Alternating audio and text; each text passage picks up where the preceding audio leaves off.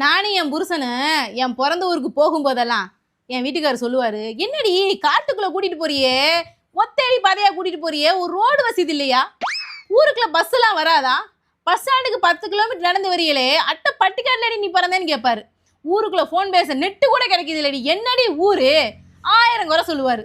ஆனா என் புருஷன் ஊரு மெயின் சிட்டி, ஈஸியா ரோட்டு கீழே வீடு, டவுனு 1/2 கிலோமீட்டர் தான். ஆனா என் புருஷன் ஊர்ல கரண்டே இருக்காது.